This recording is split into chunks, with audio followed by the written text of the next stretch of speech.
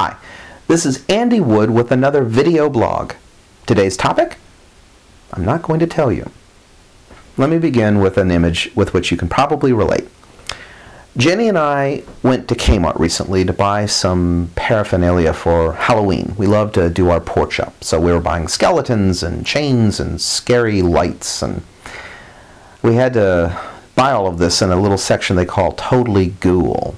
It's a little goofy, but it's fun, and I can't wait to do it again every year.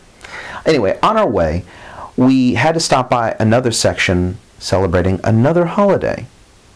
Can you guess which one? That's right. Christmas. Christmas in mid-October.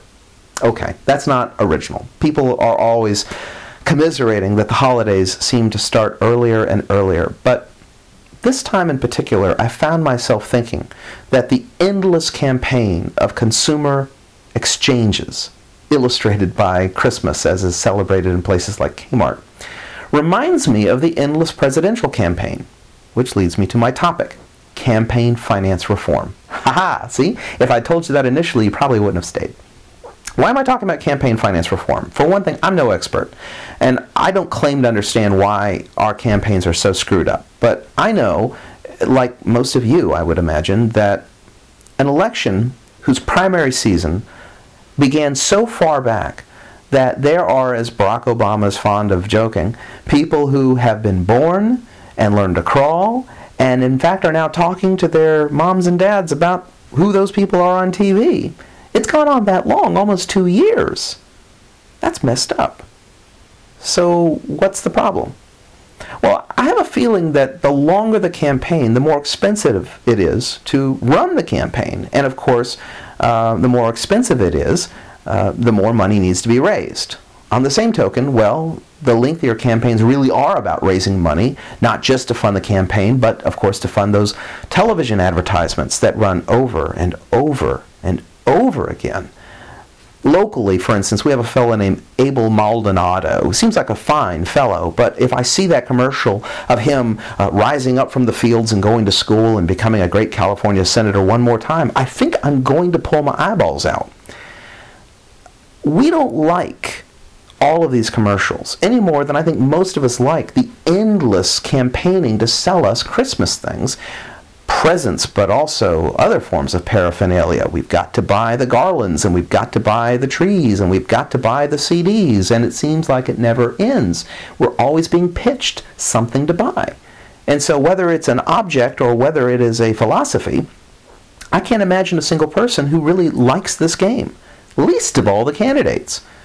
I was watching Barack Obama give his "we're not blacks or whites, we're not reds or blues, we're not this or that." I have heard him say this for 2 years. The first time I heard him say it, I wiped away a tear. Now I understand what that look is in his eye when it looks like he just can't stand his own speech. Now, we can still be inspired by these folks, but at some point it just becomes noise, don't you think? Here's the problem. I don't know what to do about it.